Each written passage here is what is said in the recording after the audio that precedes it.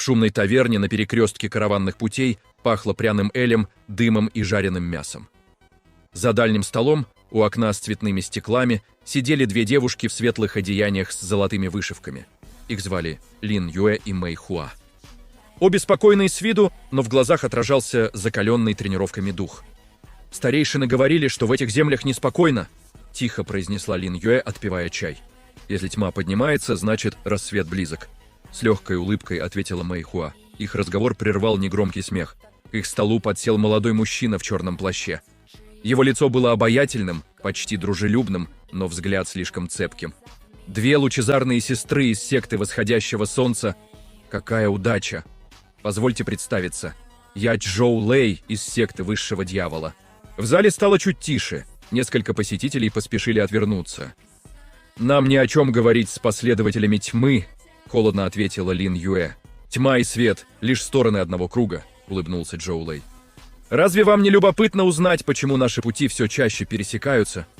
Мэй Хуа уже собиралась ответить, но дверь таверны распахнулась с глухим ударом.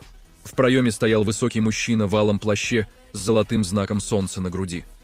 Их старший брат по секте, Хань Жень. Его взгляд мгновенно нашел Чжоу Лэя. «Я знал, что почувствовал скверну», — произнес он глухо. «Отойди от моих сестер!»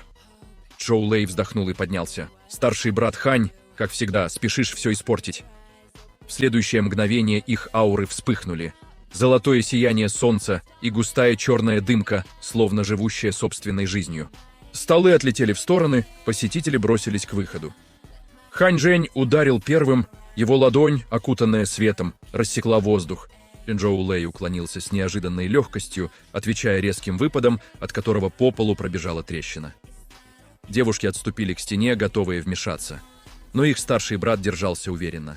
Удары света сталкивались с темными всплесками энергии, искры рассыпались по залу. «Ты стал сильнее!» — с усмешкой сказал Чжоу Лэй, блокируя очередной удар. «А ты все так же прячешься за словами», — ответил Хань Жень. И, собрав силу, обрушил на соперника ослепительный поток энергии. Вспышка осветила всю таверну. Когда свет рассеялся, Чжоу Лэй стоял у проломленной стены. Плащ изорван, но улыбка все еще играла на губах. «На сегодня достаточно», — произнес он. «Передай старейшинам. Тьма не отступит!» Он растворился в клубах черного тумана. В таверне воцарилась тишина.